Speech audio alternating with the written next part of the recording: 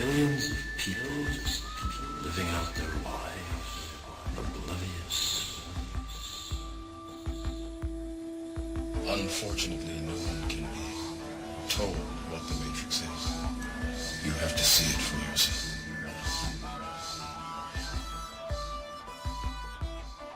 There's something wrong. There's something wrong. You don't know what it is. You don't know what it's there. Like a splinter, driving you mad, driving you mad.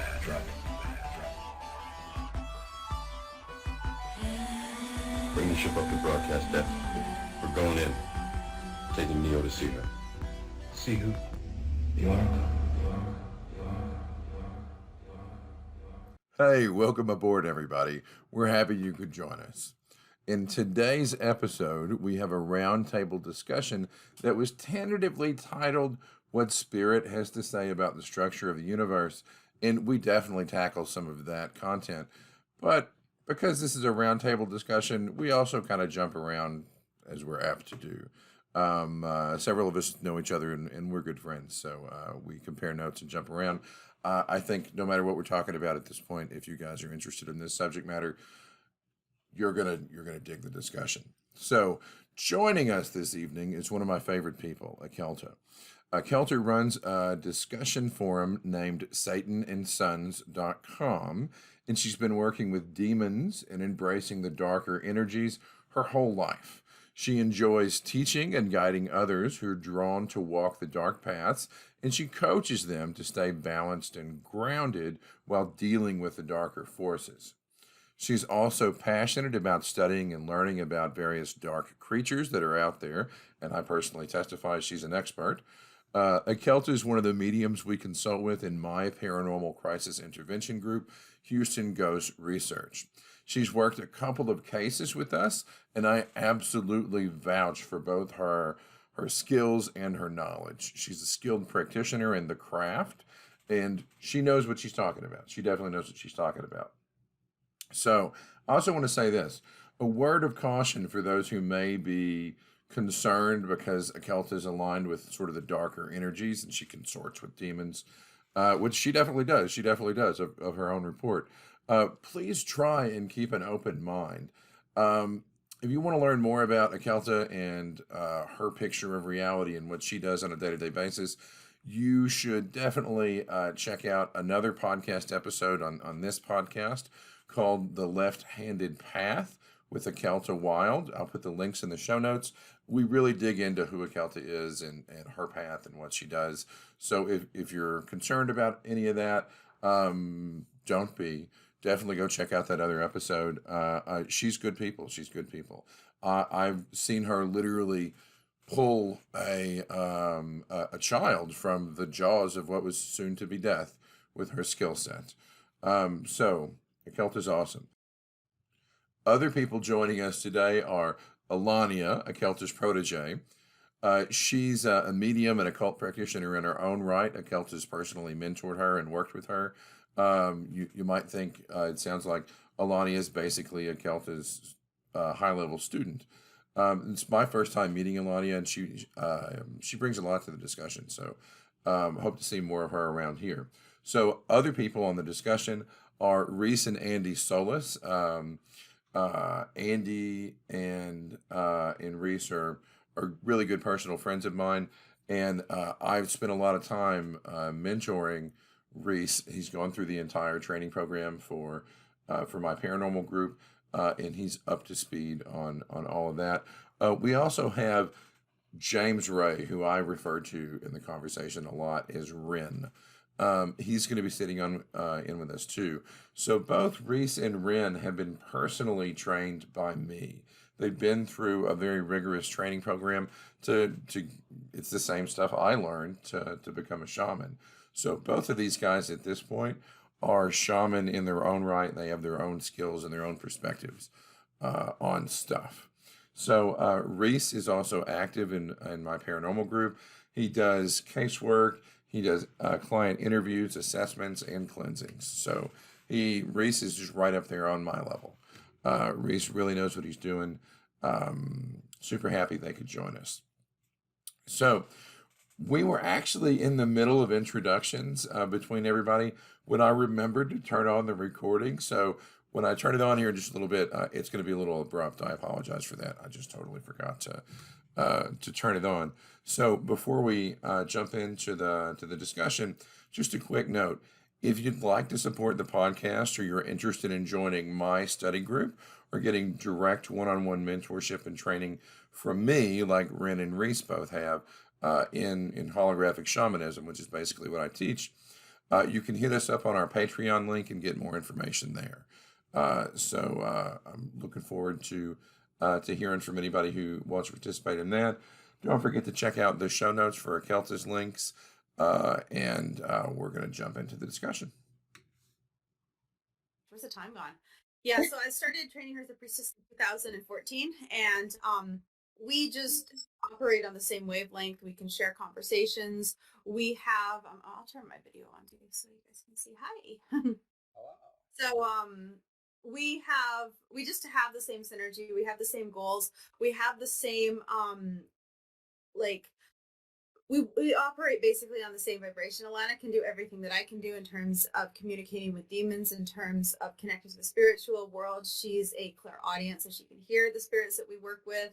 She also astral projects, and she does a lot. She picks up a lot of things, so she's got clairsentient abilities as well. And we just do a lot of work together, and we just work really well together. We're synchronized, so we get each other, and that's important on this path. Gotcha. So Reese is my version of that, so I understand. Hey, yeah, nice to see you. Sorry, I put it on push to talk. And I keep forgetting that.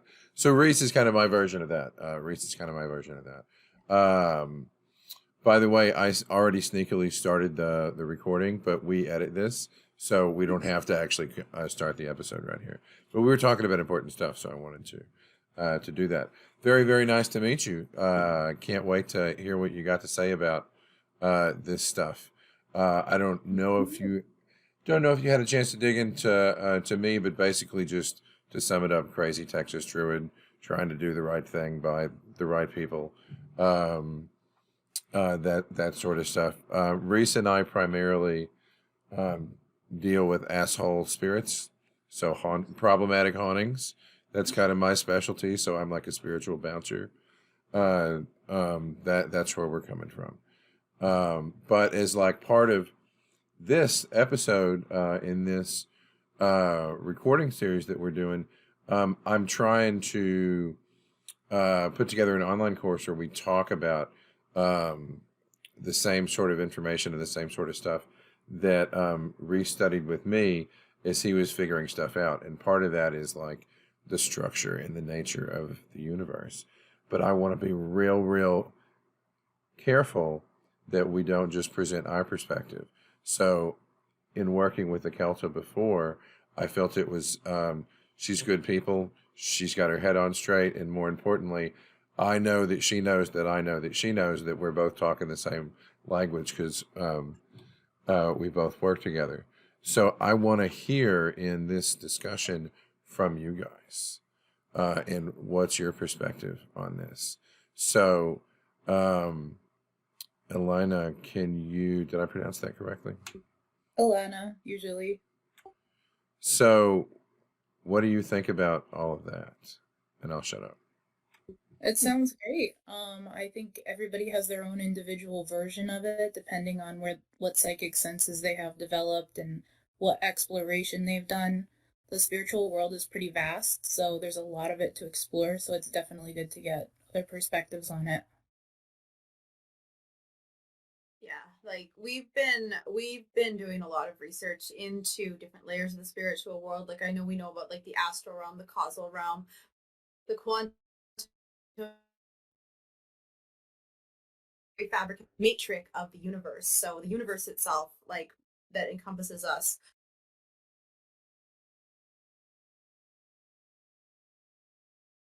Matrix, which is comprised of different layers, the physical world being only one of those layers. So we have like the causal realm, the astral realm, and various planes of reality that you can travel to and connect with. And it's all interwoven. It's all connected.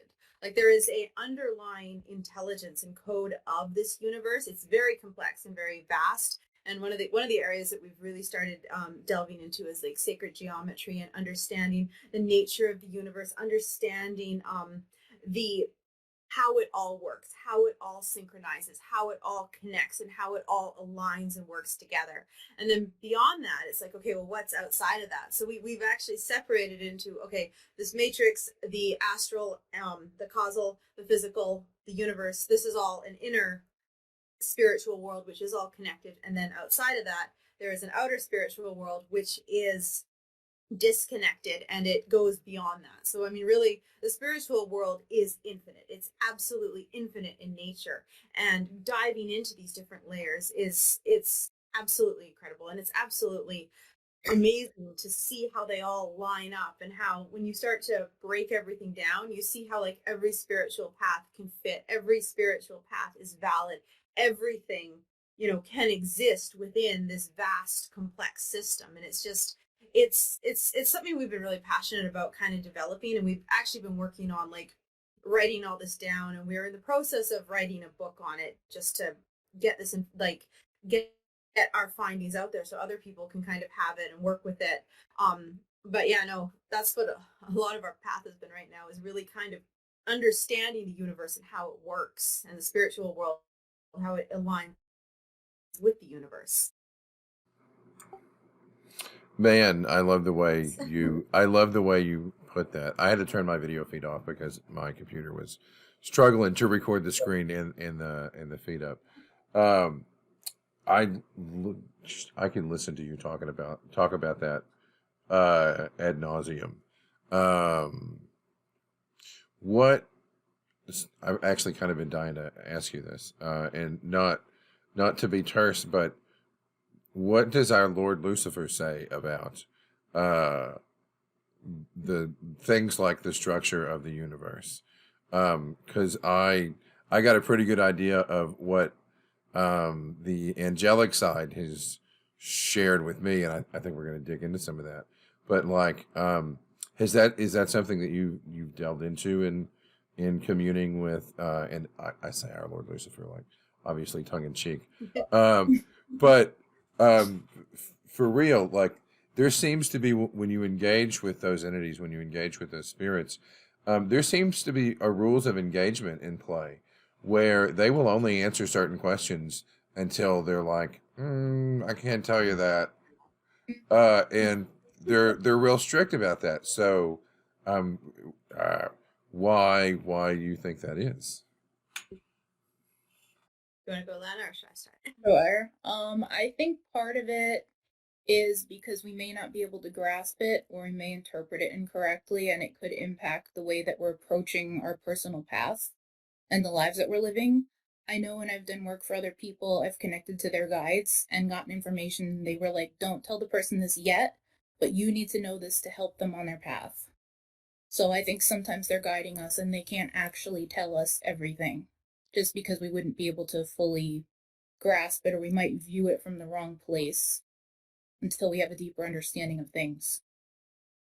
Yeah, there's an essence of spoon feeding us. Like I know, like when I first started working with Mammon specifically, he actually said, I'm not going to tell you everything. I'm going to make you solve the problems, because by you solving the problems, it's going to give you the knowledge that you need to translate and interpret what I'm saying.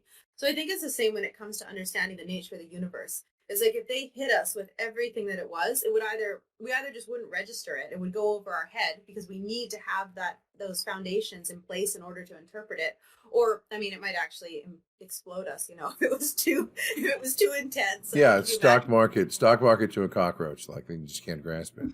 Exactly, like all that information downloading at once, it just implode the mind.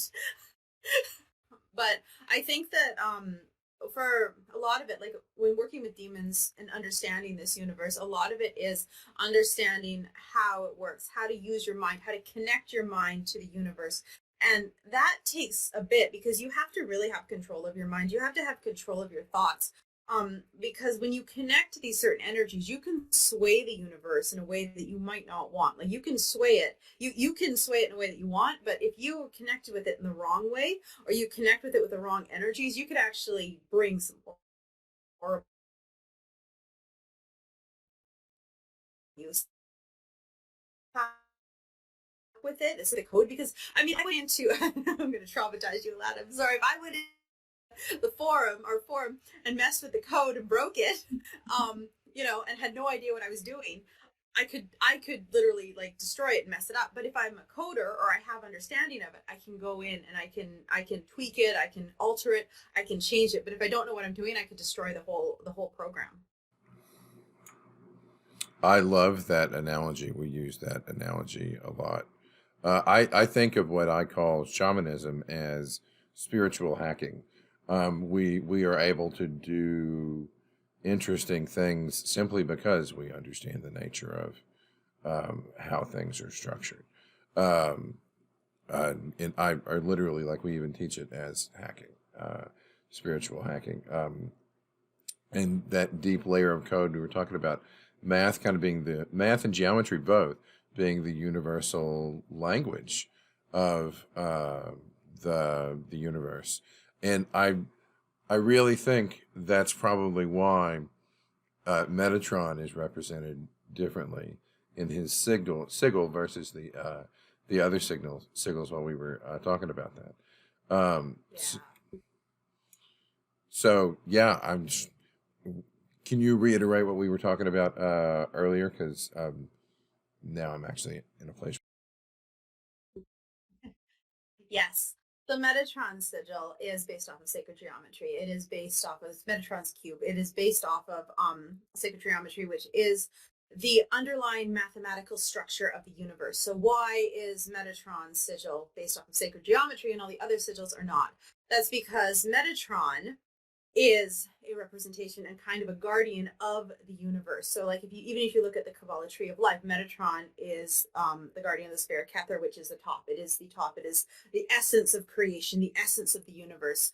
So Metatron's cube, Metatron's sigil, is actually a gateway into the code of the universe. So when you connect with Metatron through that sigil, you are given access to that code. You are given access to those layers, and you can peer into and understand the code of the universe. And he also reveals secrets of how to work with it, how to connect with it, how to use it, how to kind of link your mind to it so that you can alter it and change it. And what you said there, math is a huge component to this. Like, I know I'm obviously an occultist and a spiritualist. My brother, though, he's actually a mathematician. He's in honors math right now and going to get his PhD.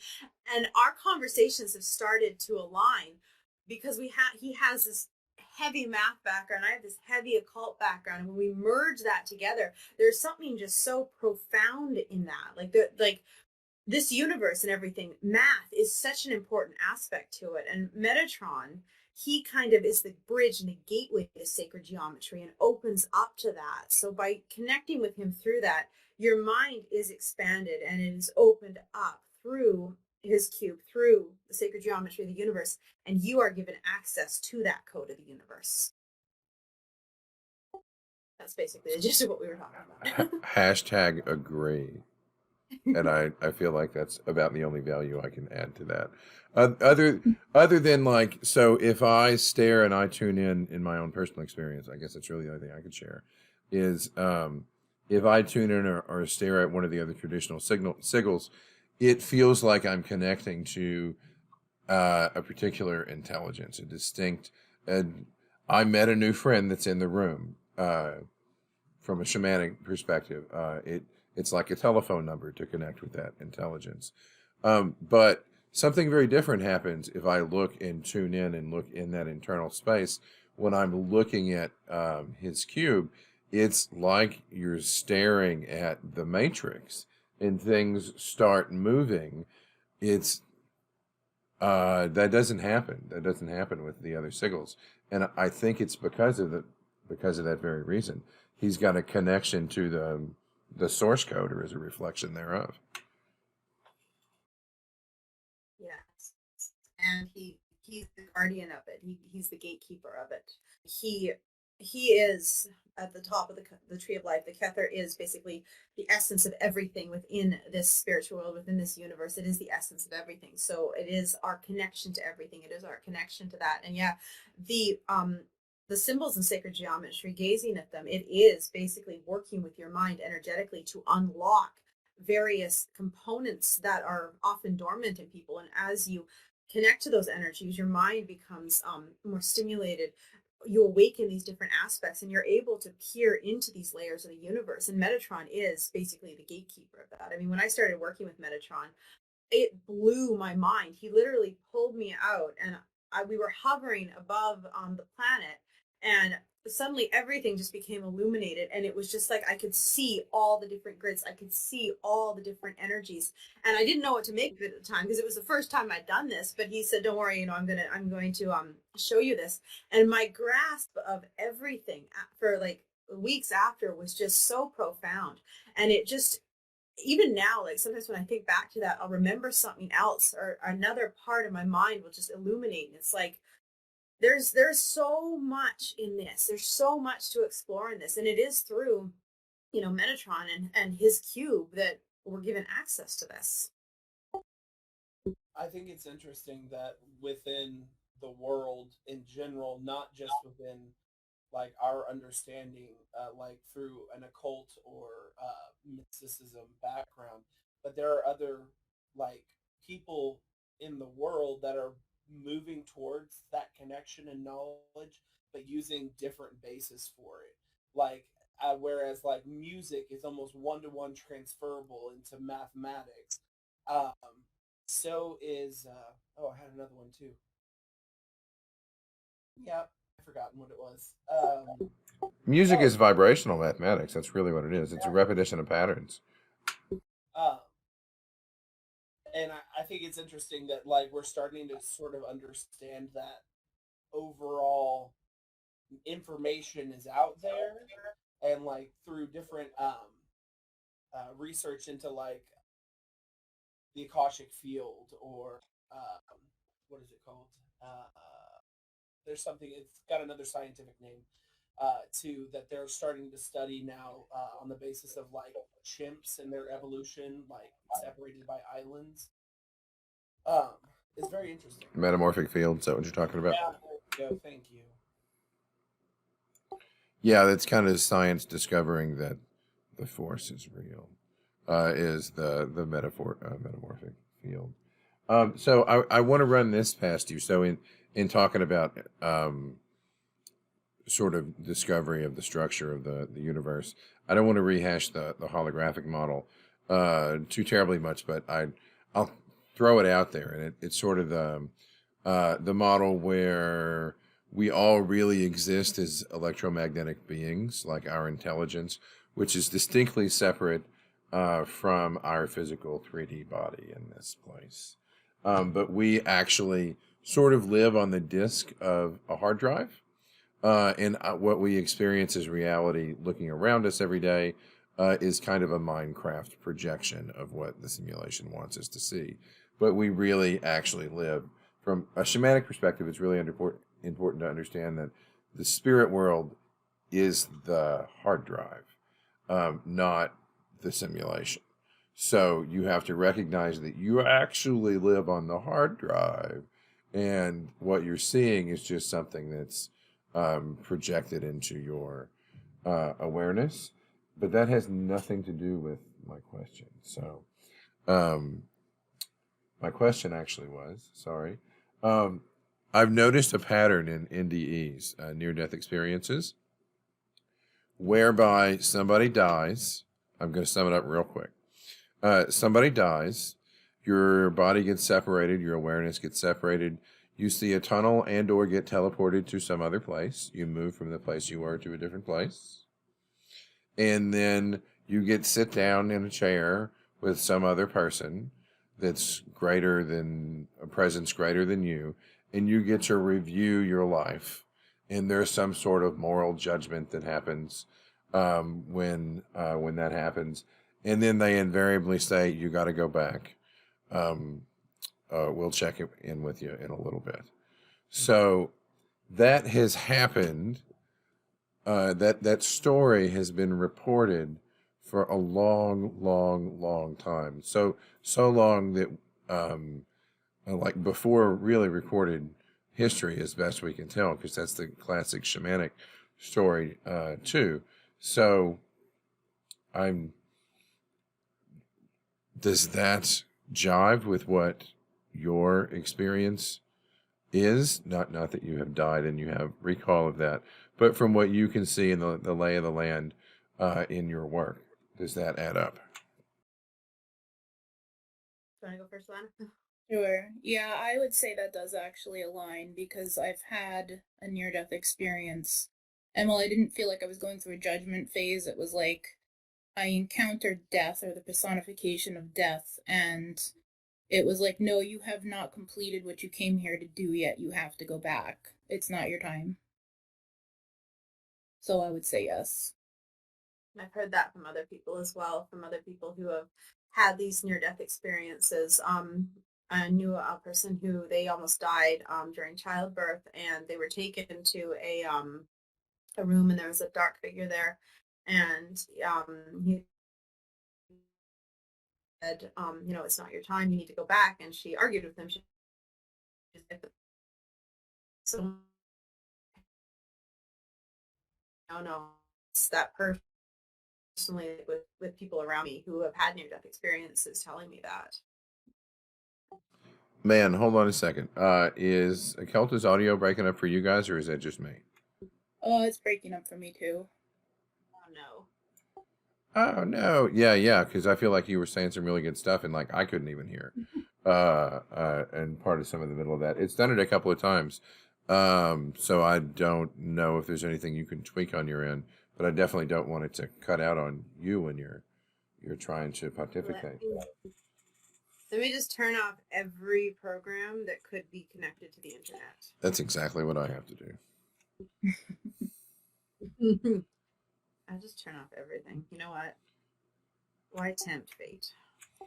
So, to that end, like, so that's the classic NDE story. So I basically took that long time ago to my people, the people I talked to, and said, "Hey, what's going on? How does this really work?" And they basically confirmed that that was the mechanism by which we live in this universe is reincarnation to the end of we are supposed to just keep going until we learn something and we become better creatures.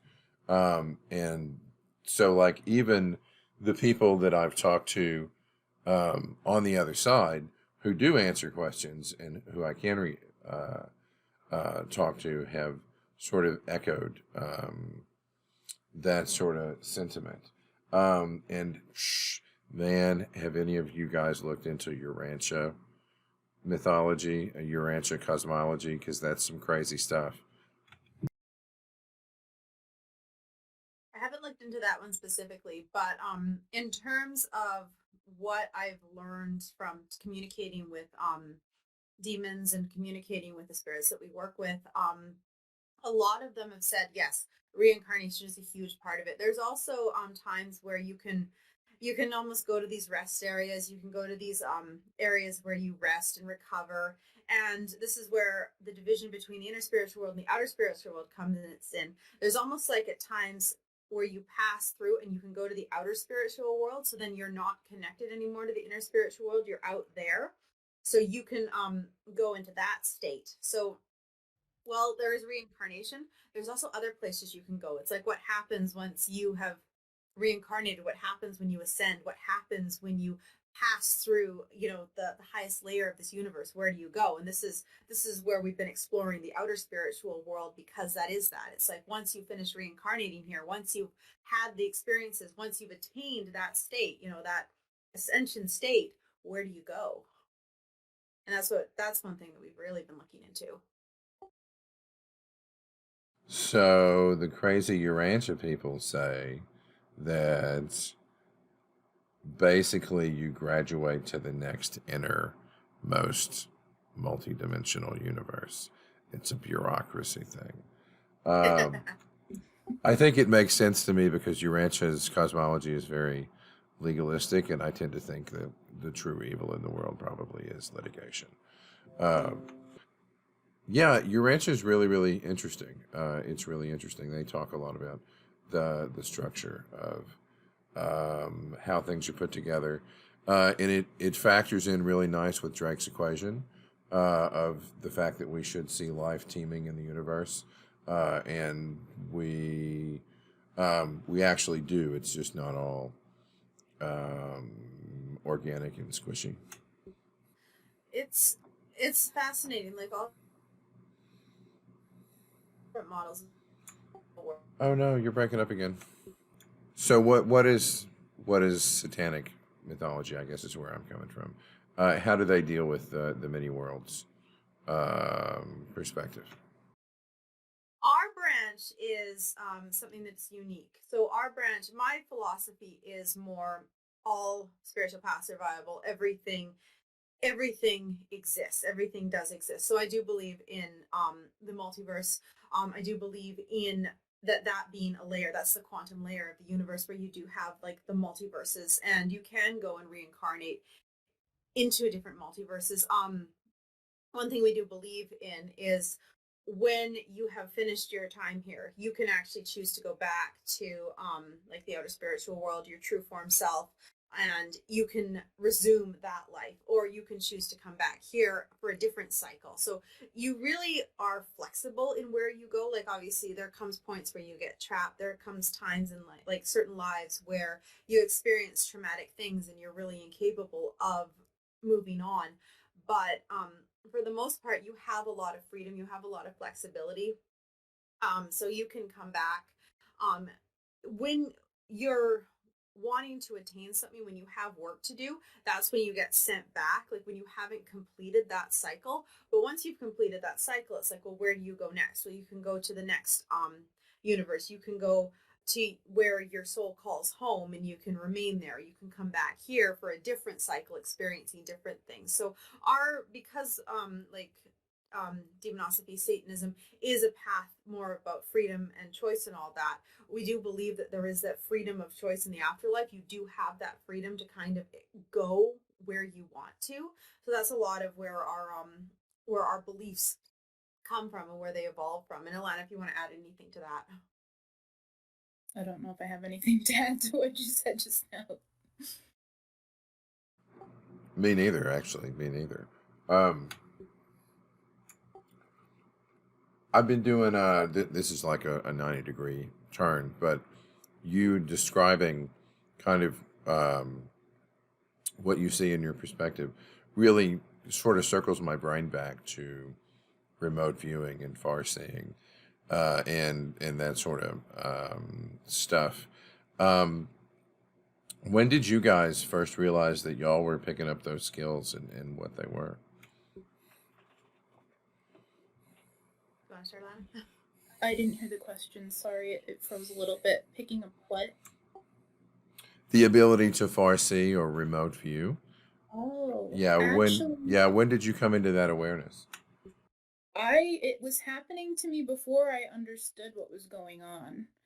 I would have visions of things actually when I was a child. I would have dreams of things before they happened into my teenage years, to the point that I would know if people had died, and I would contact like a family member I hadn't spoken to in a while, and then they would say, like they're like if my uncle, I contacted him, my aunt had died, something like that, and family friends. It was very strange, and I had no idea how to actually control it or deal with it at all. And a lot of people in my family, because they were religious, really didn't like it.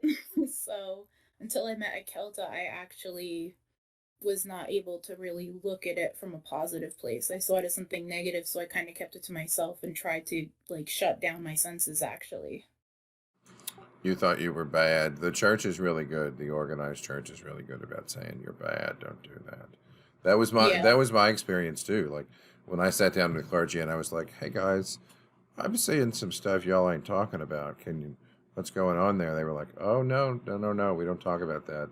That's bad stuff. That's the devil. You need to get out of here." And I had a similar experience where it was like, no, don't talk about that. That's evil.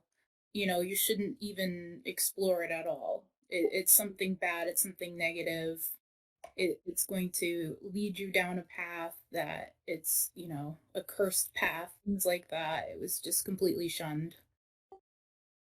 Akelta, when did you realize you could see and interact with things afar. By the way, I love your background. You. Yeah, it's a we've been trying out new YouTube backgrounds, and I found a bunch of those like photo things, so those photo screens where you take pictures with, so I ordered a bunch, and this is one of them. Oh, that's cool. That's actually physically there. I thought that was just like your webcam software. That's even cool. That's even cooler. I have a bunch of tapestries that are like that. I should set that up. Yeah, I love it. When I first discovered it, so my great grandmother could see auras, and she has psychic abilities. So there was already kind of an understanding of this in my family. When I was a kid, I used to draw people with like auras around them. Like you do sketches as a kid, I'd put colors around people. And my stepdad, he sat me down and he asked me, he's like, "What's going on here?" And I'm like, "Well, those are the colors that are around people." And he said, "Okay." He said, "You see those colors and they're there, but don't tell anybody because most people don't see those and they'll get mad at you if you tell them." So he was actually very good at kind of telling me not to reveal things while encouraging me. Nice So grandpa. Nice grandpa. He's looking out for yeah. you. Yeah.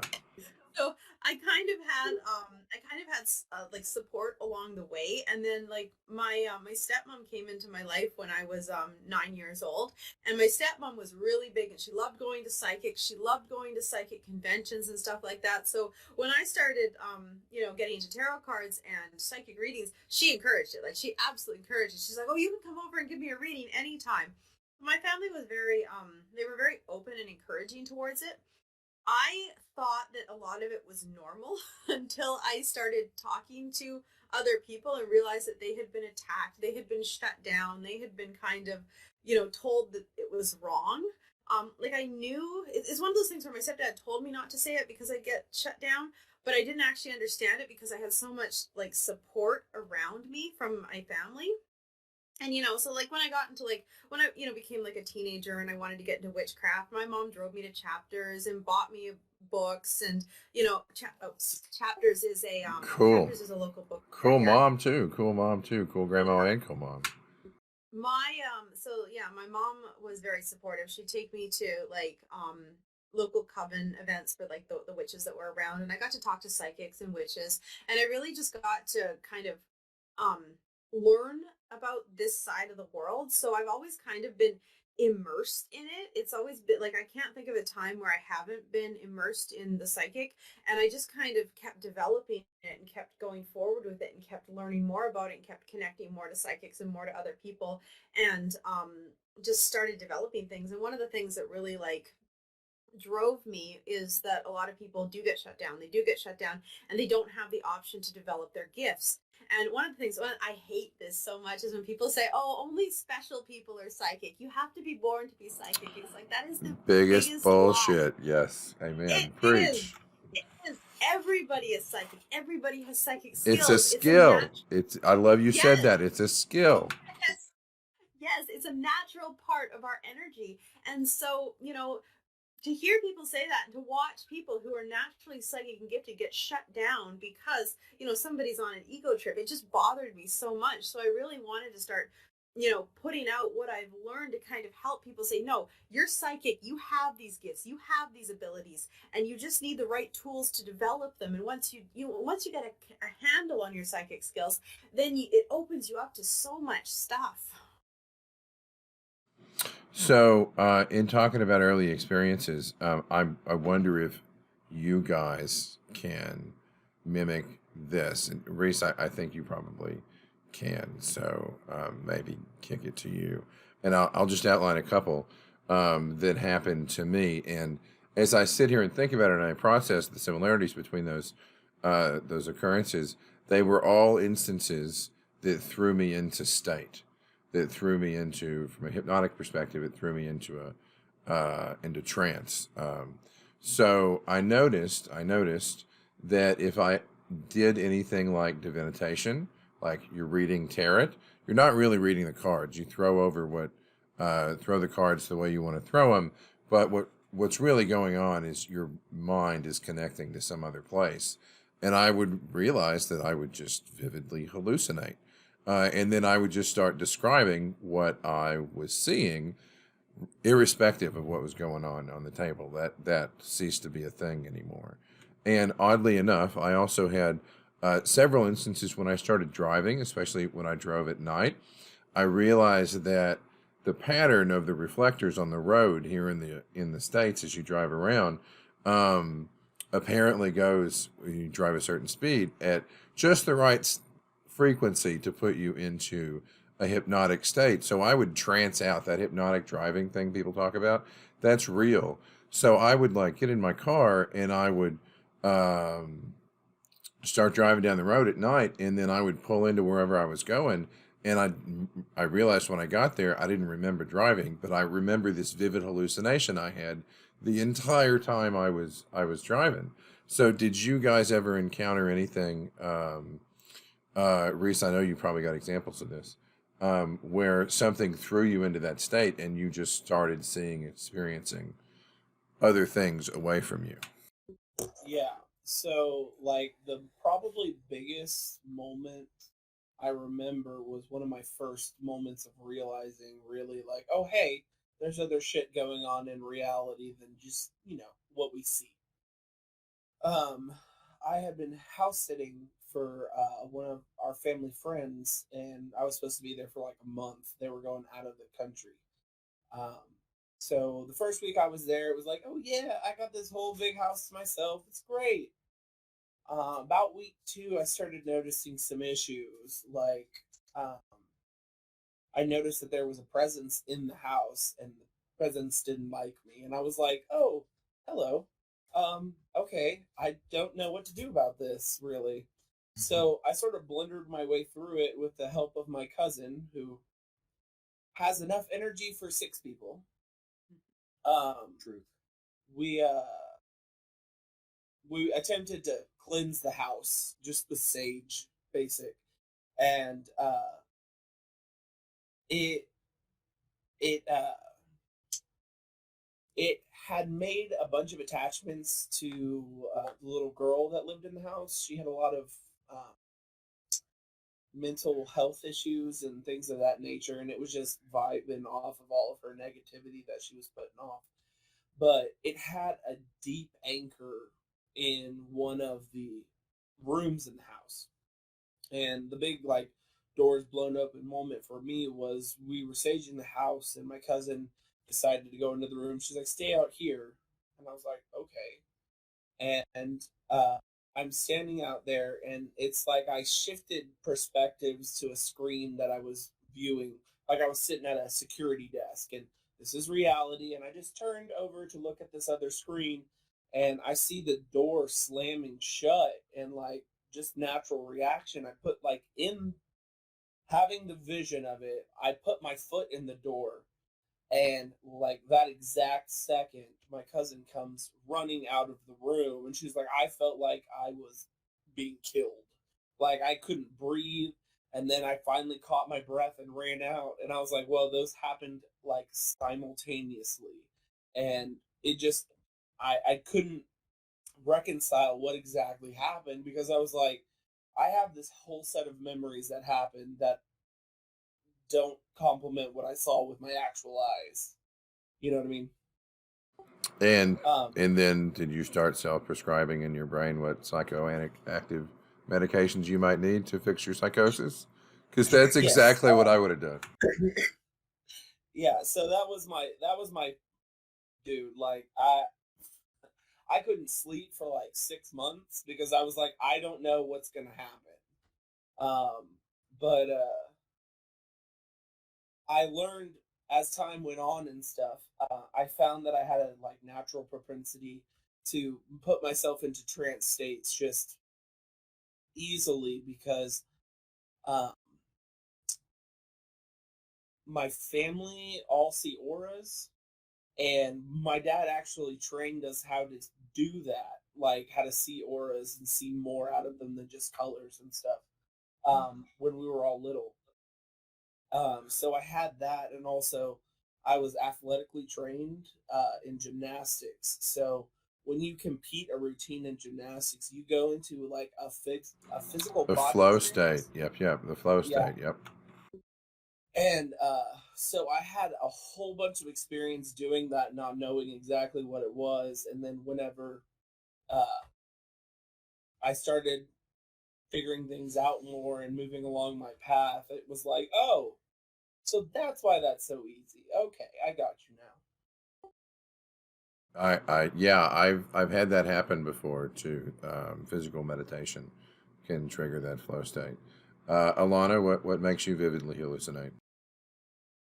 Music actually is one thing. I've experienced driving at night as well, but it seems to only be triggered in certain areas where I think I've had past lives. I'll start to see images like in the darkness, things darting out in front of me, and just very strange things in general. I've actually slammed on the brakes and had somebody in the car and they're like, "What are you doing?" And there's nothing there, but I see it. And it's almost like a reality check of like, okay, other people are not seeing this. For a while, I also had like visions. I would just be standing there and something, I wasn't always sure what would trigger it, but something would like snap and everything would go black and I would just see like different visions of things happening to people. I actually had one day where everything went black and I could just hear a conversation happening, and I realized it was something I had from when I was in my mother's womb. It was a conversation she had with somebody, and I contacted her and asked her about it, and she was like, "There's no way you could possibly know this." That's So crazy. Yeah, no, I know exactly what you're yeah, talking about. A lot of people describe those experiences.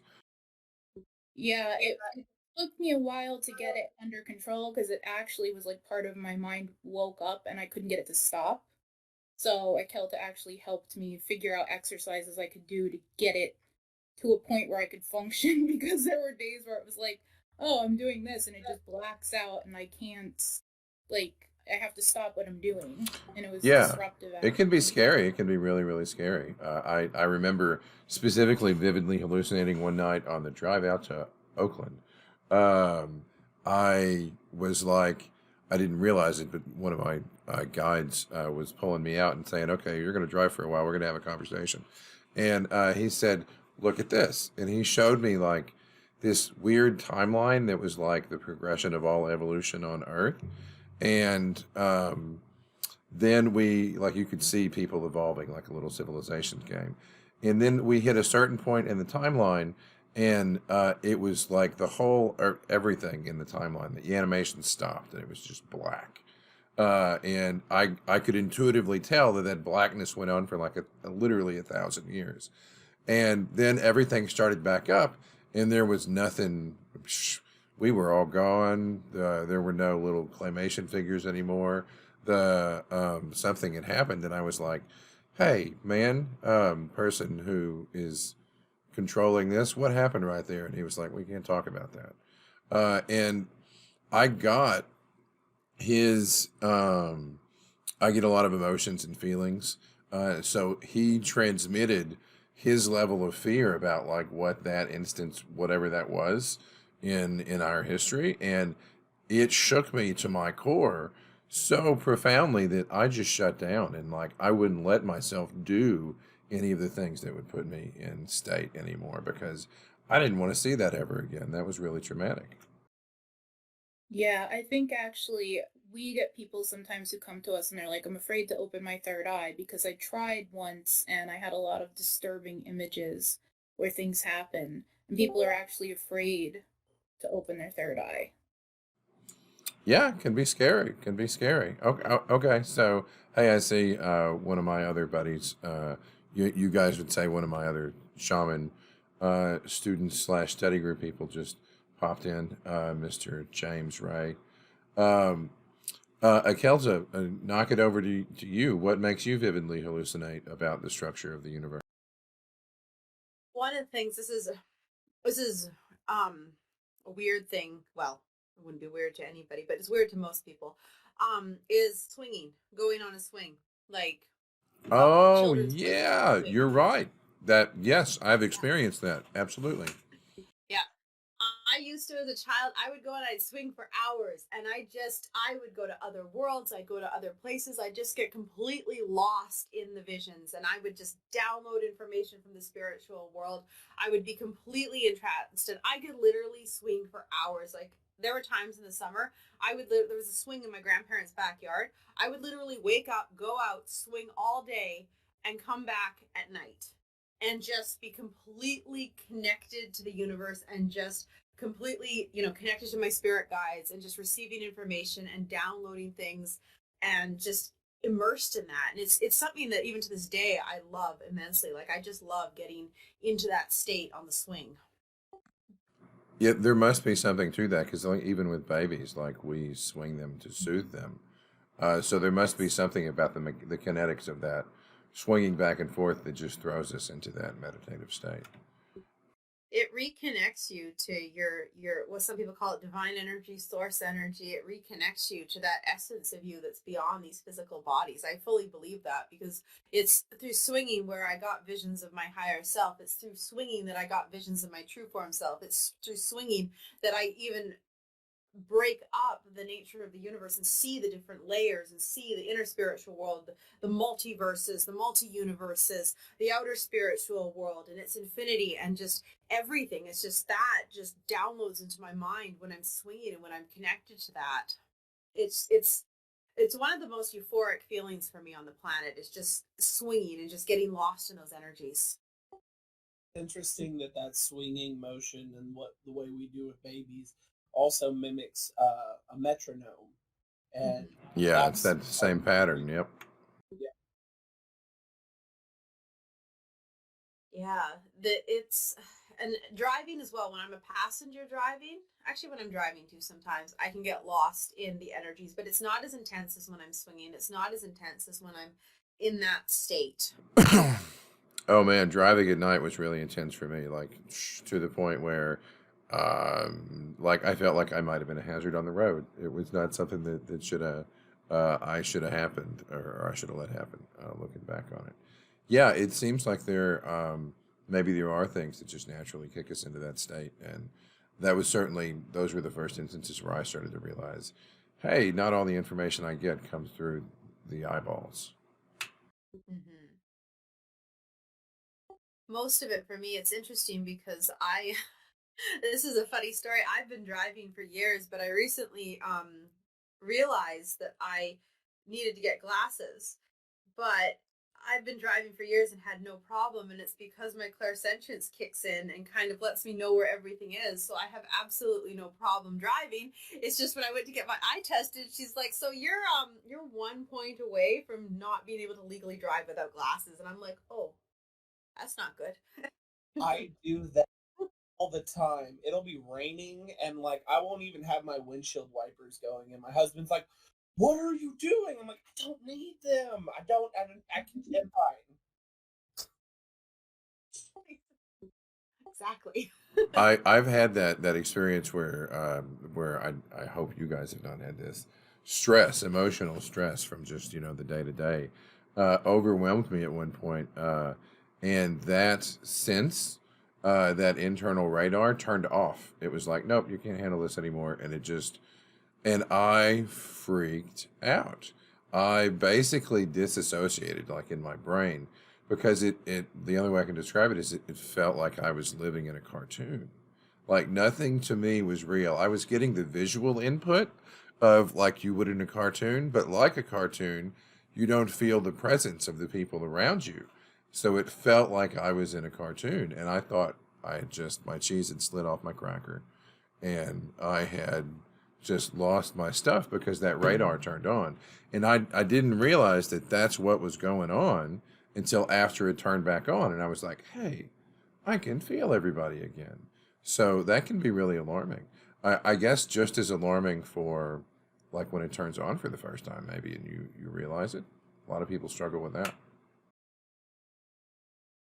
Oh yeah, some people when their third eye opens the first time, they you have to be careful that they don't actually have a psychotic breakdown, just because it's so intense. They're getting hit with so much stimulus. They're getting hit with so much information, and some people it does drive them crazy. Some people it does puts them in a state where they really are vulnerable. They really need help and support. So it closing down like that can be devastating. Like I've never had my senses shut down like that, but I can't actually imagine living without them. Like it would be absolutely horrible. Like it would be probably the worst feeling in the world for me. Do not recommend it. I liken it to suddenly not being able to breathe.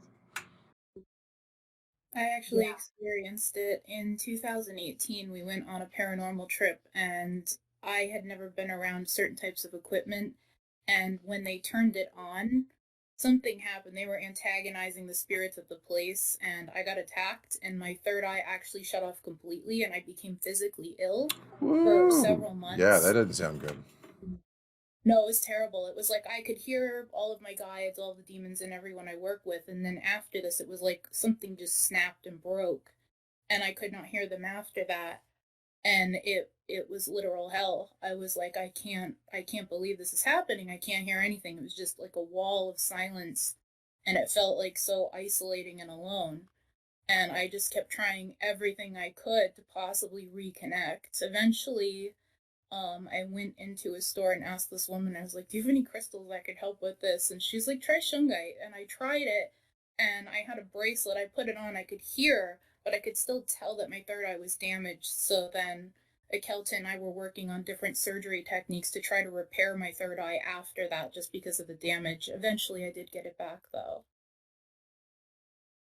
Ah, yes, energy healing is one of my foundational bases, and working this path and doing what we do, I have expanded it far beyond, I think, anything any of my teachers ever thought is possible. Because I've had to delve into the areas of like psychic surgery, spirit detachment, spirit removal, repairing the actual like sensitive layers of the third eye chakra. Like we actually have graphs and maps of the third eye and of the different components, the different connection points, the different layers of it, the different energy points that you have to check on when you're scanning somebody's third eye to make sure that it's repaired. Just because when it gets damaged, in this way, it can be devastating for somebody, or even when they're trying to open their psychic senses, if it is damaged, it can be really challenging for people, and it can be really like, it can be a really painful process to get into that, or to operate from a place, to have the third eye operating from a place that's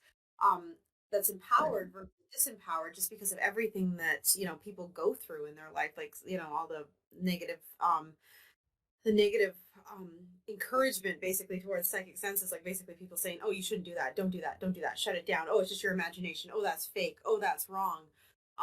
So how do you repair that damage? So our work has really taken us into the deep layers of the third eye to kind of help give people a map and help give them like a roadmap basically of, okay, this is where you are, and this is where you need to go. So as they're developing their psychic senses, they can actually see the progress, and it doesn't overwhelm them, but it also empowers them as they go. You describing that really reminds me of what I saw in the aftermath of when you went to go clean up our proverbial friend Jack. After that, yeah, I would describe what I saw the aftermath of your work as surgery. That's exactly how I would describe. I remember that. I remember how, like, I remember looking at it and going, I have to make sure that I do not miss a single one of these points. I have to get all these hooks out. And some of them were like micro hooks, like it was embedded in the nervous system. So going through each individual neuron, each individual connection, and removing them, and then cleaning it, and then severing the connection that the creature had, and cauterizing it, and making sure that there was no point that it could come back. I mean, I remember that was a very Yeah, that it was was a very nasty. it was. I mean, I felt so bad for him, because that creature, it was so embedded in his nervous system, like it was just so in there, and it was not like watching a nefarious entity get into somebody and start to eat their energies and consume them and basically damage and destroy their lives is one of the worst things in the world. Like, just is horrible. Yeah, that's exactly why I do this kind of work. Is people who are you get caught in that fly trap, and I mean, you can't go to the police, you can't go to the hospitals. They had done all of the hospitals and all of the medical, and the problem was they had a critter eating their son from the inside out. For those who don't know, if you're listening to this podcast, we're talking about a story for a client that I handled in my group. The title of the podcast, if you want to go listen to it, is "The Haunting of Jack," and it was one of the first cases that Akelta and I worked on. Really, really interesting story. Um, yeah. So to circle back to kind of what we were talking about, what were we talking about? Not The hooks. oh yeah, Yeah. that was one of the things that I saw when I looked at him. It was like three man a third, a solid third when I looked at that kid using far seeing and projected to look at him. It looked like a solid third of not his physical body, but his astral body, his, if you want to use that, what I would look at as his self was just gone. It was like it was melted. And for people who say that ghosts aren't dangerous, they don't know what the fuck they're talking about, because that kid was getting eaten from the inside out. Uh, well, so I wasn't around for Jack, but I was around whenever we helped out our buddy Suzanne, uh, who was having nowhere near as bad of a situation as Jack, but they were having a problem with their son. And it looked like on the aftermath, like when we were looking at her ex-husband, there I saw like this massive entry point in the back of his head, and it looked like somebody had like blown out the back of his head with a shotgun. And then these tendrils just extended down his spine, and like all of his nervous system points were just like hella tapped into. And I was like, oh, Jesus, this thing like cored this man out like a grape. Hashtag what possession looks like to a medium. Yes. It's actually very interesting because the tendrils and the hooks and the back of the neck, I've noticed that in my work in the years that is an entry point of these creatures, is the back of the neck. Yep. Because it gives direct access to the nervous system. It gives direct access to the entire body, and it also gives access to the throat chakra, which is connected to the third eye and helps with psychic senses. So it can actually take control of your psychic senses and start feeding you messages. This is why some people, they start to hear these really negative and sinister voices from the spiritual world. Not everybody, obviously, but some people, they hear these negative voices in their head, and it just beats them down and berates them. And it's because this thing has gone in through the back of the neck and now has control of the nervous system. And it starts with the feeling off, and then you start to hear things. But then extreme cases of it, which is where Jack was, is like actual, like it's impacting the physical, like it's impacting you physically, and you're seeing manifestations in your physical body that medical science has no idea what's going on. But there's something clearly there. And yeah, when a lot of psychics look at that, you can see the entry points, and what you described there, that's exactly it. It's like it just goes in and hollows out the person and gets its hooks in.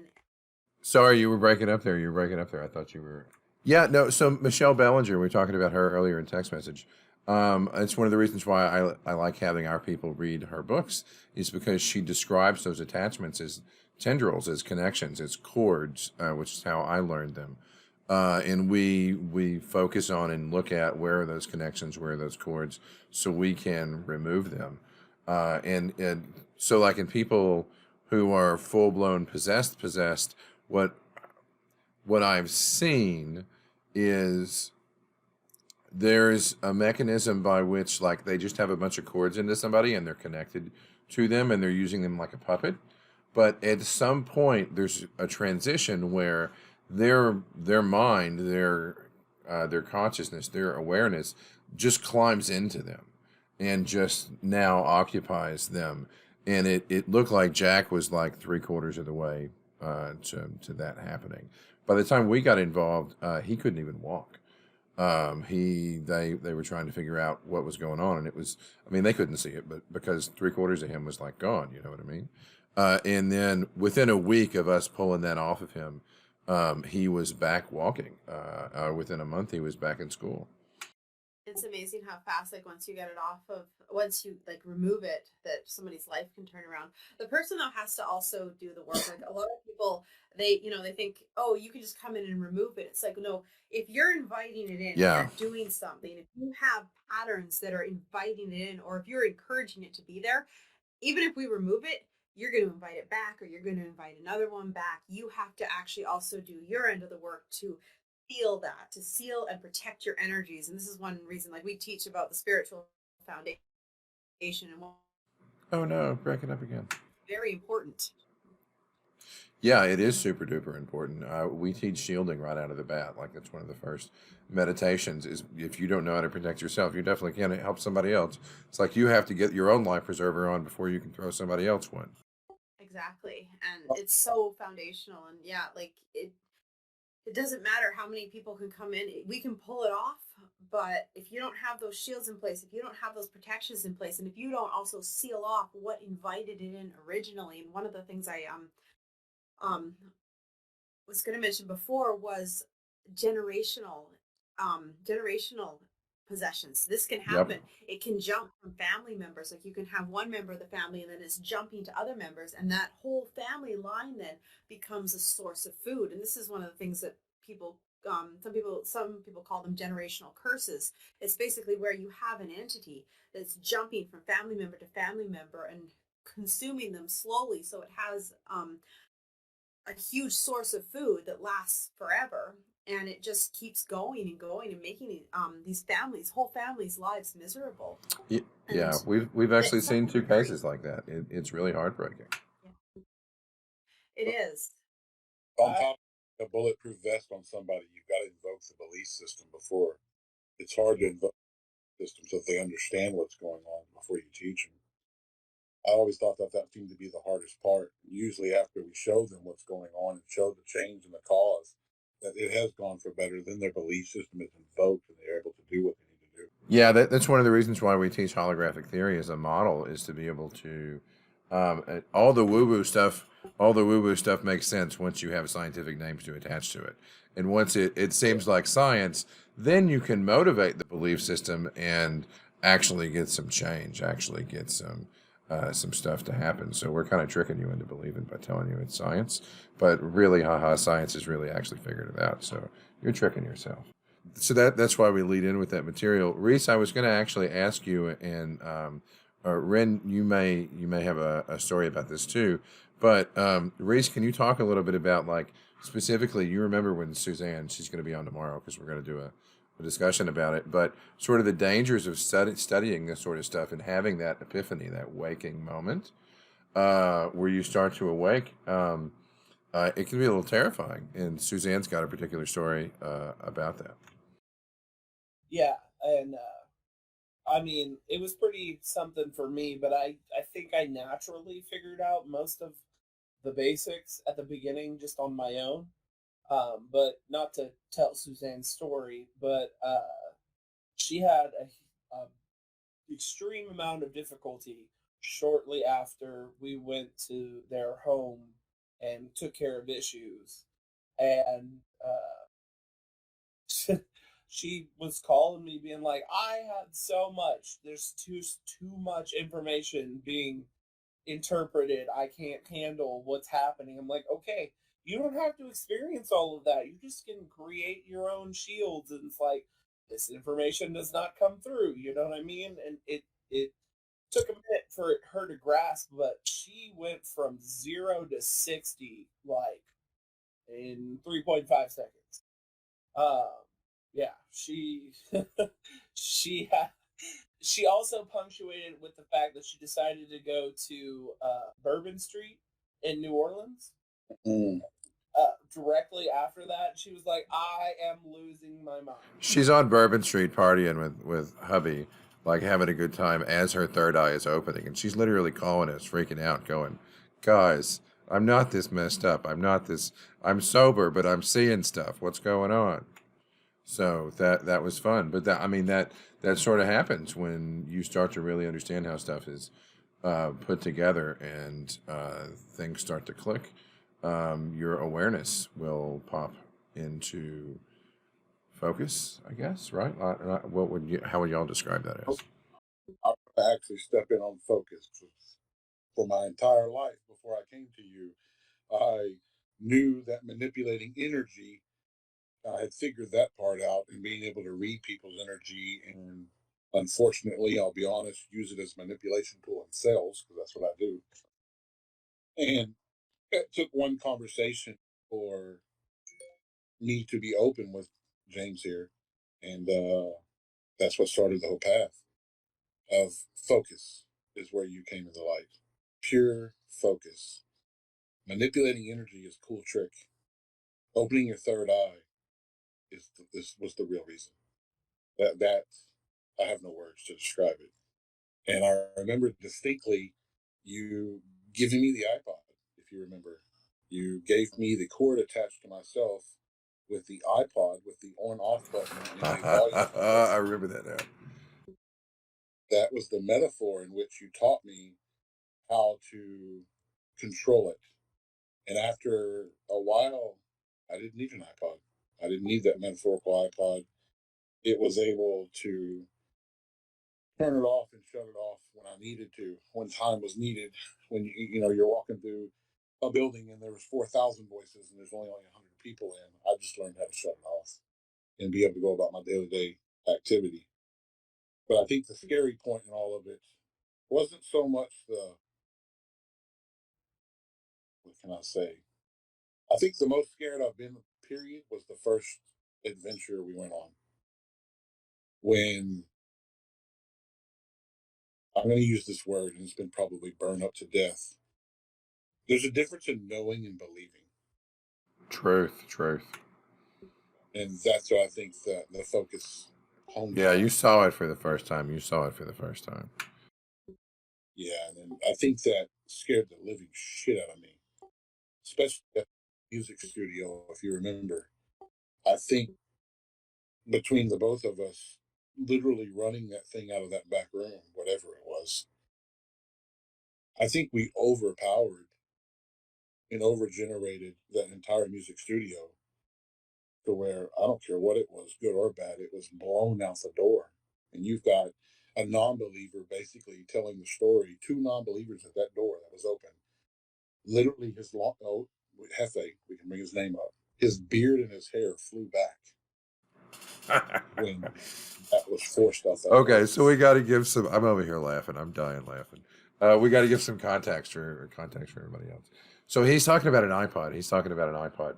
I do this trick to people I know who can take it.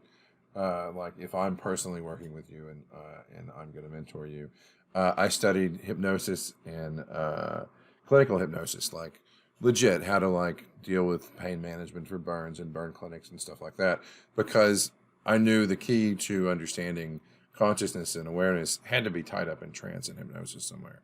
So I have this mad scientist trick where when I meet somebody or encounter somebody who I know has a lot of latent psychic abilities, sometimes I'll put them in state. I'll put them under, and I will give them programming that they have a hypnotic iPod or a control mechanism on their wrist where they can control the flow of information that they get through, metaphorically, their third eye. And by giving them, you're tricking them basically into, now that they know they can control it, now they know it's there. So once they know it's there, it's cemented in their belief system, and they have a control mechanism where they can use the programming that they put into it to control how much they can hear, and it helps alleviate fear and that sort of stuff. So that's what he was talking about. I had turned that on for him, and for the first time, he was seeing and he was hearing with new ears that he could see in a new way, if that makes sense. I've only done that with two people, and I don't know how well most people would stand up to that sort of stuff. But yeah, at the music studio, what he's talking about was there was an aggressive entity there. We had one of our friends had asked me to come in and handle the situation, so I used it kind of as a training exercise for me. And was Tony there? Was Tony there that night? Yeah, it was me and Tony doing the push. So I teach a cleansing meditation to make you a clear and perfect channel, and basically drop a white light nuclear bomb on your location just to like clear everything, and break any cords that's there at that location and clean it all out. So we had three of us that were trained in that meditation and that technique in the same building, all doing it at the same time. And we made a believer out of somebody, I think. Half I got a little bit scared. Yeah. So did Crash. It's Beautiful moment when people see for the first time. Yeah. But like, so back to your point earlier, we were talking about this, Akelta. This is a skill. This is not like, I don't look at myself as like Gandalf. I look at myself as somebody who has studied this, because anybody can learn to do this, right? Absolutely. Absolutely. Anybody's got psychic skills. Everybody on this planet. We all have various energies, our aura. We all have, different chakras. We all have these energy components inside of us. It's actually the biggest lie that it's lots of big lies. There's bigger lies than this. We've been told lots of lies. It's a huge lie, though, that we have been told, which is that we're not psychic, because it disconnects us from our power. It disconnects us from these abilities which allow us to perceive what's going on around us from a heightened state. The greatest way to control somebody is to convince them that what they're getting is an illusion, and then inject your own version of what is real into them, and make them believe it. And when people would say, oh, your psychic senses are just imagination, they're not real, it's all fake, only special people are psychic. What that's doing is it's convincing people that they are not as powerful as they are. And it has been a huge mind control tactic that's been used, throughout history, I believe, just to keep people in this state where they don't have access to their power. And it's awful, really, because so many people, they have these great and incredible skills, but they don't have access to them because they've been told and convinced that they are less than they are. I think it's really funny that you said something that made me think about this. The U.S. military, in my brain, in my mind, has basically inadvertently proven the existence of latent psychic ability for everybody, because they through their remote viewing programs and their efforts that have been documented, like this is declassified now. They literally developed the remote viewing protocol, like Ed Dames's remote viewing protocol, where they deliberately took people who said, I don't know nothing about no psychic stuff. I ain't even seen my dead grandma in my dreams. And they would put them through this protocol, and they would get something upwards of 80% accuracy with their protocol. And it's the military doing this study, and they're deliberately looking for people who don't have abilities. In fact, when they would test people who profess to be a psychic, they would try to get a control group going, and to say, okay, if this guy says he's psychic, then we need a control group where people say they're not psychic, and we're going to compare the two, which is how you do scientific studies. Well, what they found out in half their studies was the people who were the control group that didn't have any psychic ability at all were actually spot on with what the real psychic was doing. So the trick there is, like, we all have the same abilities. It's just like, do we all possess the same skill set and knowledge to be able to leverage that perspective? And that's what I would describe, like, if I were to say there was something I taught Reese or I taught Ren or anybody I've worked with, is I've taught you perspective. That stuff was already there within you. You just didn't know how to find it. I'd agree with that with Eilana as well, because you would share with me experiences that you'd have, and it wasn't so much that I was teaching you how to have the experiences. I was teaching you how to refine those experiences and what those experiences were, what was going on inside of you that was contributing to those experiences. It's like, no, these are your psychic gifts, these are your abilities, these are your skills. Yeah, definitely. Because anything I had experienced like that before, people were like, oh, something evil is getting through you, or they just wrote it off as I was crazy and making it up. So yeah, whenever I was a teenager, I was heavily influenced by the Southern Baptist group of Christianity. And I demonstrated my ability to read someone's aura and energy and everything in front of him And like we had talked about it a little bit before, and he was like, something, but when I really did it in front of him, he shut down hard, and he was like, "No, it's not good. It's wrong. You can't do Well, that." the And book like, tells him, the book he takes his instruction from tells him, don't be messing around with no mediums. So like he's just regarding his own bylaws. The problem is that's a messed up bylaw. yeah, and I honestly like no dogging on Christianity. There's a lot in there that's really, really good, but I think one of the major flaws that they tend to abuse is that the priest has all the power. Like that's it. They have to be saved by the priest or something of that nature, and uh, they it's like they get them like addicted to small amounts of like spiritual energy, and that's what like going to your Sunday service is. It just gives you just a little bit of hit of that spiritual energy, and then you're good.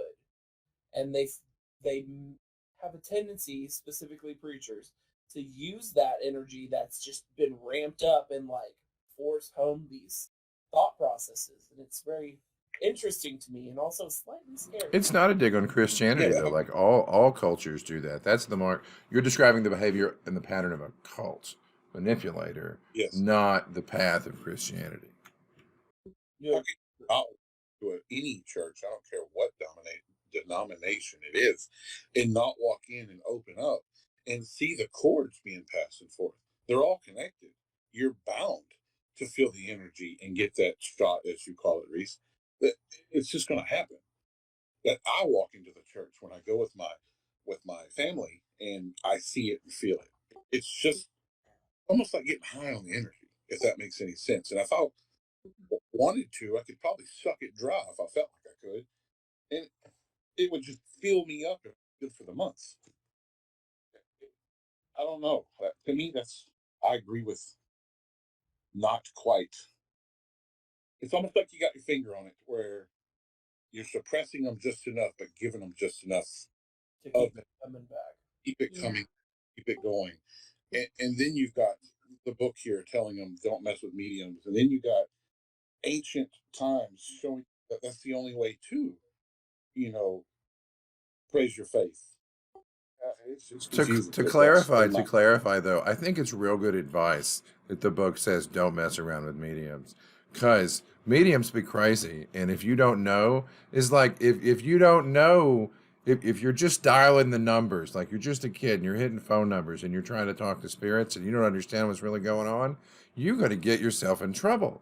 Like you Yes. are, and this, and I'm not going to pick on Southern Baptists, but that's the experience I've had when we deal with clients who are Southern Baptists, and this is exactly what would happen when I was with them. They don't know what to do once they got the tiger by the tail. They can identify a malicious spirit infestation, but once they got it, they got no idea whatsoever what to do with it, and What's the it's natural because sense? the structure of their faith has like been gutted.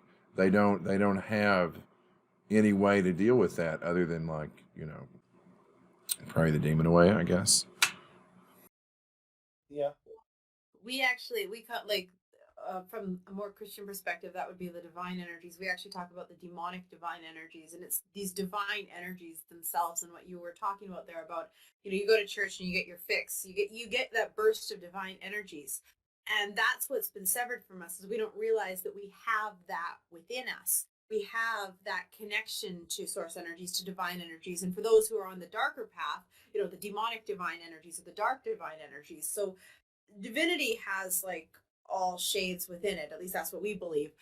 And so when you're connecting to that, you're empowering yourself, you're connecting to your energies, and you're awakening your gifts and your skills, and you're walking this journey here from a place of empowerment. And a lot of paths I see are doing that. There's a lot of people teaching that in different in different ways. Like, our way is the demonic way, but there's the more like the I guess like a more spiritual Christian base versus the Christian base that comes in and dominates people.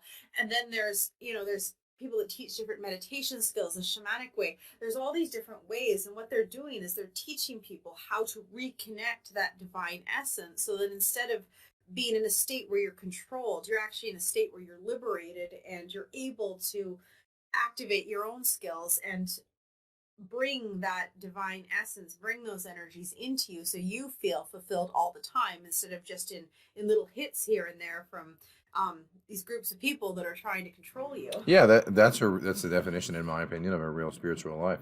You can self-empower, you can self-charge your own batteries like that through dialing your 1-800-Lucifer/Metatron, whatever your thing is to recharge your batteries. You know what I mean? Great flying spaghetti monster. Yes. We all love the flying spaghetti monster. Oh yeah. Yeah, you'll notice too that I love, like, if you dig into comparative mythology and Joseph Campbell and all that crazy stuff. One of the things that like drew me to studying cultural anthropology like that in mythology is that you can do things like study. That's my sugar gliders in the background, if y'all hear them. You can study like the exorcism rituals from different cultures and compare the mechanics of what's actually going on, and they're almost all remarkably similar. They almost all go through the pattern of we're now going to identify this spiritual invading entity. We're going to give it a name or recognize a name. We're going to separate it from the person it has inhabited, and then we're going to do something to get rid of that critter so it doesn't mess with us anymore. And all of their liturgy, all of their ritual is designed around those three or four different phases, because no matter whether you're shaking a rubber chicken at somebody to exorcise them, or a rattle, or a crystal wand, you're kind of all doing the same thing internally, spiritually. You're moving the same chess pieces, I guess. Yeah, there's a foundational component to all spiritual work, and once you break down that foundational component, you can apply it to anything. Like we have an exorcism ritual which we do with 3 of the demons we work with. So, which a lot of people would say that that's an oxymoron, having an exorcism ritual where you call in demons to remove a malicious entity, but we call the malicious entities sludge and have a complete categorization system of the dark entities, so the demons are not the ones causing the problem. But we have that ritual which we do when people need help, and it's been very, very No. do a 180 of being like almost fully possessed and like banging on the door and swearing like profanities at me, to suddenly being like basically me finishing the ritual, saying the last line of the ritual. Oh no. Yeah, we lost a lot of that. But yeah, I know I jive. I caught enough to get what you were saying. You're talking about, and how if you go in with another entity to help deal with that situation, you can turn it around in a matter of moments, as opposed to just some long-standing struggle battle. Yes. Kills mosquitoes. Get tore up out here. Yeah, that's a really good point. That's a really good point. I think there's one of the reasons why I really like working with you in recording episodes with you, is I think you've got a really good perspective on it, especially like if you just look at its own mythology, like even Christianity recognizes that demons were at one point angels who basically said, "No, I'm a libertarian now. I ain't got no time for any of that BS." But they were created as angels, and even Christian mythology said the only difference between Lucifer, who his name literally means bringer of light in the mythology, is between Lucifer and God, is that he's not God.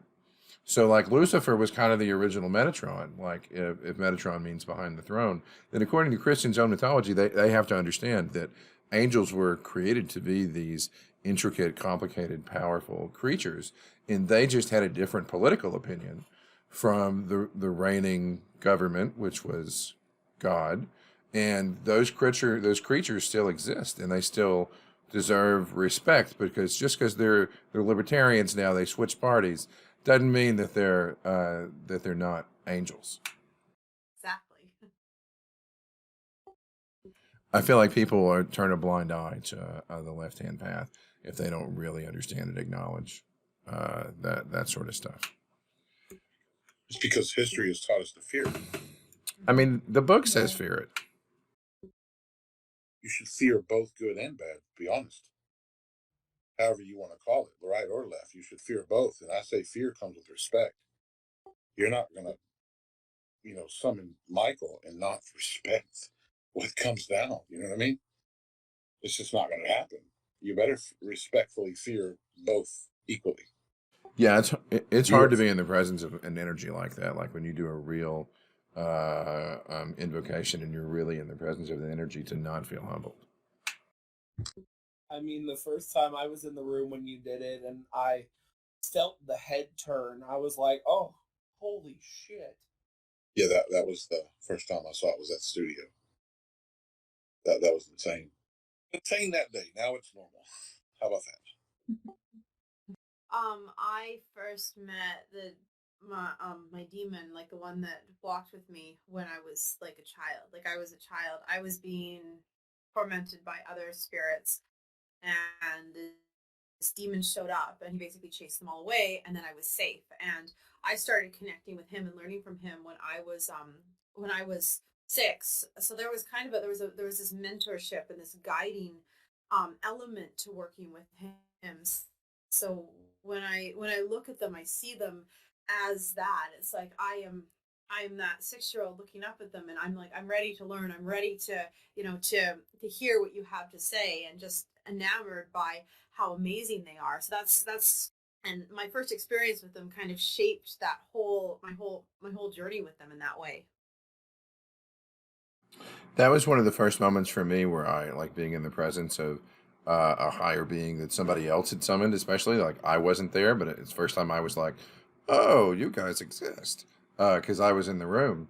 It made me realize that not only am I just a monkey pushing keyboard keys on a keyboard, that I felt like in one of the realizations that I took away from that encounter that life in general exists in a mental plane, in a mental state, in great abundance that has nothing to do with organic life. Like most life in the universe is inorganic. It's just energy.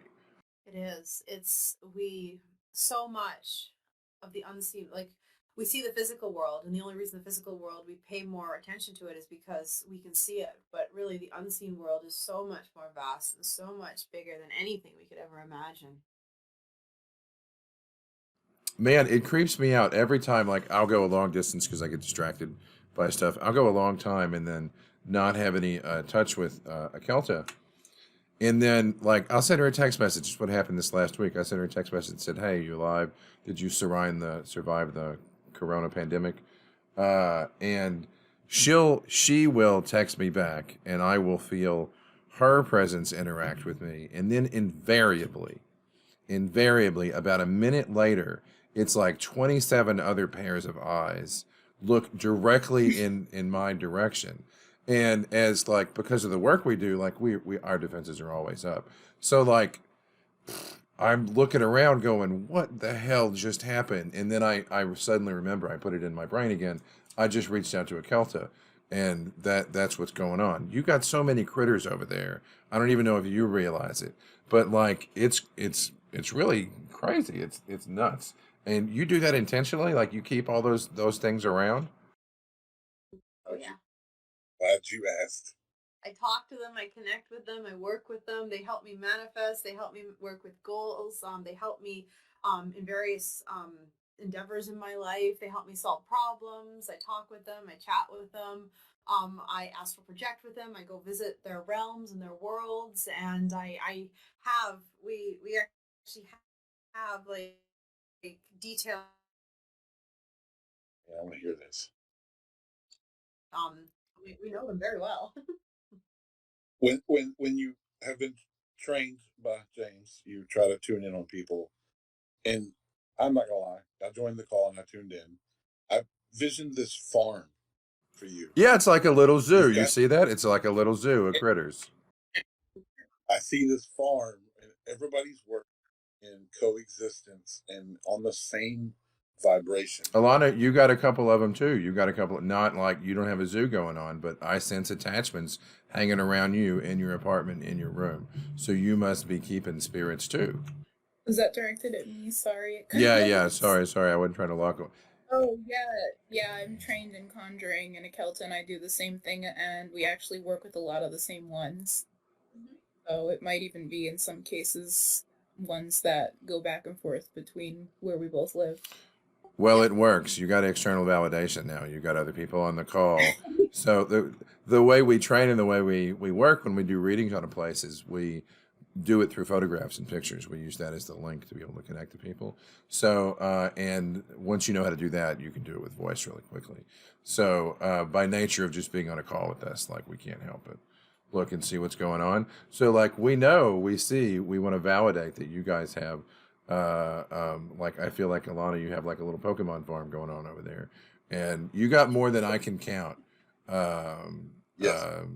Akelta, for real, and you always have. You always have. So I don't know if you're aware of that many, but your pets might have pets. That may be what's going on. Can Oh, you yeah, use the, like, demonic intercom? I do have connections to the demonic and the demonic divine. I always have, and that's just, it's been like that since I was a child. Like ever since I became aware of the first demon who I worked with, he's an unknown demon. He's not one of the ones listed, but he introduced me to other demons, and then I'd connect with them. So to me, like, demons are safe. Like, I cannot tell you how deceived I felt when I came into the world and found what everybody else thought of demons. I was like, what? I was like, you all don't see them as friends and mentors and guides? What is this? I was so confused. I mean, even Solomon realize kept them. You know what I mean? Mm-hmm. Okay. To me, they were my friends. They were my mentors, and they helped me. Like, I would connect with them daily, and I'd talk to them, and and a lot of people would like, oh, you're just hearing voices in your head, or you're crazy. And it's like, well, no, these voices tell me things. Like, they tell me this, and then I'd say that to the person, and they just look at me, and they'd be like, and they'd utter something or never talk to me again. You know, you say that, and I know we're trying to wind down here, but you say that, but that makes me think of a couple of experiences I had back in another life, in another day. I was a prison guard, and we would do transfers to units out in Rusk sometimes here in Texas. And the unit that we would transfer mental health people out to was a psych ward. And it was people who were there, because I was a prison guard, who were criminally insane, like dangerously criminally insane. And that was one of the first times in my life I was exposed to people like that. And what I found was I would look at a vast majority of those people, and they would have 3 or 4 or 5, sometimes a fucking Congo line of other entities attached to them. And it made my heart break, because that's what's driving those people to do those things. And the only thing we as a society can do to fix that is to dope them up. But it makes me wonder how many people are locked up as schizophrenics. They hear voices that are really there. A lot of, like, my mom's a psych nurse, and sometimes I would go to the ward with her, and yeah, you'd see patients, and they'd have these big attachments on them, these entities sitting on them, these tendrils coming out of them. And yeah, it really makes you wonder. It's interesting because, like, up where I'm in Canada, in Vancouver, this one nurse, she started doing this program, and I don't know if it ever really got off the ground, but I thought it was absolutely brilliant, where she was trying to integrate spirituality into the medical system, because she said that by tackling the spiritual component, we can offer our patients as support and resources that can help them heal, that they wouldn't otherwise get. And it was something that I felt was so needed, because it was bringing in like people who could do like exorcisms or cleansing or shamanic healings, and who would come in and actually work, with these patients, with doctors, and be able to help them from the spiritual perspective. And I really think that that's one thing that's the next step in our kind of evolution as a society, is integrating the spiritual back into our back into the world and back into these places, like in the medical system or even in the prison system, and tackling that component, because I think it's really important. I am living proof that that works. Mm-hmm. I I have heart I condition. go ahead. I have heart condition of plaque buildup, and I am living proof that you can use that to clean up your valves and whatnot. That is one thing that me and James did. Remember the ants? We created the ants to go dig out the tunnel, so to speak. I went from getting stamped every year to a 12-year gap of not having any issues whatsoever. Oh yeah, so I gave him that in leveraging hypnosis again. I gave him a hypnotic meditation where he would visualize these ants that would go in and clean out all of the blockage in the clogged arteries to do that. And because he's awake and he's aware and he knows how to leverage his belief system, that manifested in a fairly substantial recovery. That is awesome. I love that so much. Hashtag placebo effect. That's what's really going on. Yeah.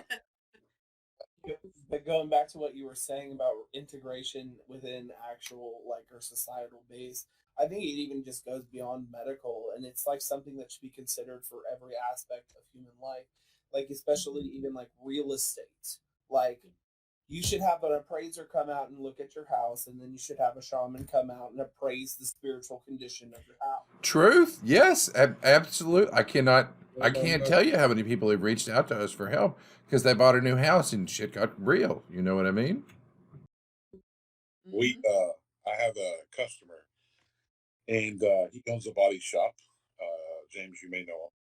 I'm not gonna speak his name, but when he built his body shop, he wrapped 4 Bibles at all 4 corners of his shop, and we buried them in the concrete into boxes. Now that's how you ward. Yeah, he. When I say the man's successful, the man's successful. He just does it. You know what I mean? We're about to build a new house for him. It's going to be his retirement home, and it's grandiose. And he pulled me to the side and said, "You do know we're doing the Bibles again, right?" I said, "Absolutely." I love that. And that's his belief, and that's what he does. So again, it goes back to the further competition of belief. But I think wholeheartedly that's not just medical. I agree that every aspect of life should be spiritual. When you look for places or you look for rent houses or to buy houses, you should always tune. Everyone should. But if you're going to, first of all, if your HMO covers a visit with the shaman, your copay's got to be in chickens. That's got to be how that's got to be how that's organized. 50 goats. 50, yeah. Yeah, if you've got one of those ultra high deductibles, it's 50 goats instead of 2 chickens. There you go. Only to be paid in baby goats. I love baby goats. Yeah. So man, I love this. I love you guys. Thank y'all so much for coming on and sharing your experience. I'm going to wrap this definitely into the not just the podcast, but the course I'm building out. And I think it's so important that people get perspective, not just from one person, but from the tribe. Okay, everybody, that's our episode for today. Glad you could join us. Don't forget to check out the show notes to get links to Akelta stuff and our stuff. And we got a new Discord server going on now, and we're putting together a study group, and we're offering like one-on-one mentorship. So you can check out the study group and the mentorship thing on the Patreon link that's up on the screen or in the show notes. Hope you guys got something out of this. I definitely had a lot of fun. Have a good one.